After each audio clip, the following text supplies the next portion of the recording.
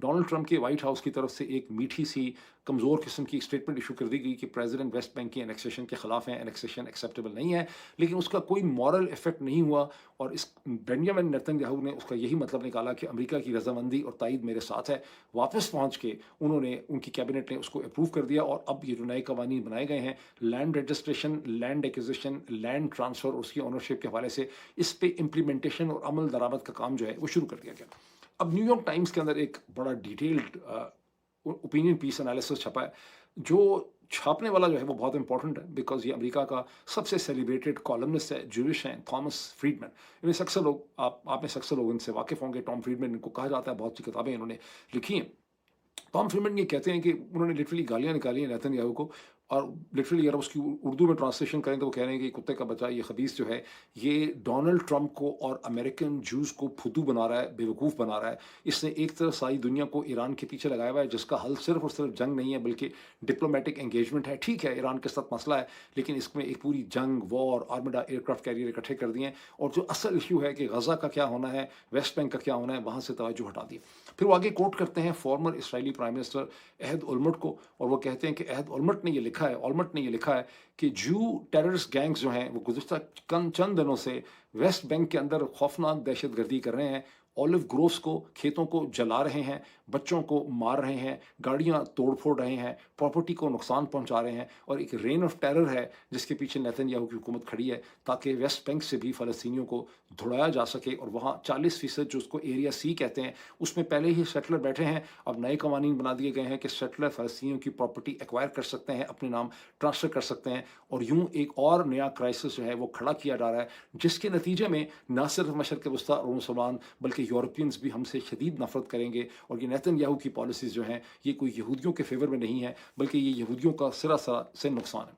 ठीक, यह मैंने आपके सामने हकीकत रखी। अब वापस चले जाएं अपने डिफेंस मिनिस्टर जो पाकिस्तान के ख्वाजा आसिफ साहब आपको क्या कहानी सुना रहे हैं कि पाकिस्तान टू स्टेट सोल्यूशन के अंदर बिलीव करता है। जब टू स्टेट सोल्यूशन बन जाएगा तो फिर हम इसे कहते हैं, हम ट्रूप्स भी भेजने को तैयार हैं, और फिर हम इसराइल को रिकगनाइज करने को भी तैयार हैं। अपने आप से सवाल पूछें। जो स्कूल के बच्चे अमेरिका में जब वापस आते हैं ना, तो उनको एक, उनके स्कूल ने एक होम असाइनमेंट दी हुई होती है।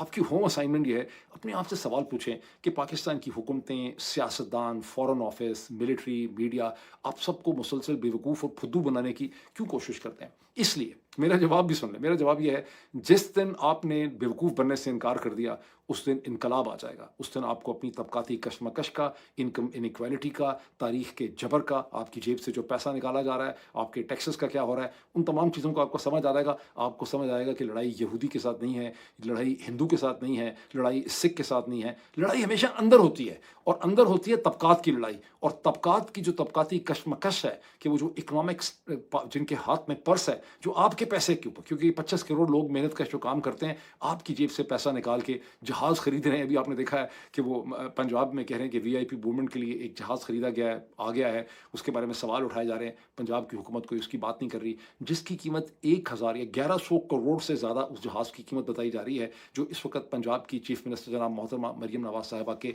ज़ेरे इस्तेमाल है। तो एक इंग्लिश का स्टेटमेंट याद कर लें कि they will rule you as long as they can fool you.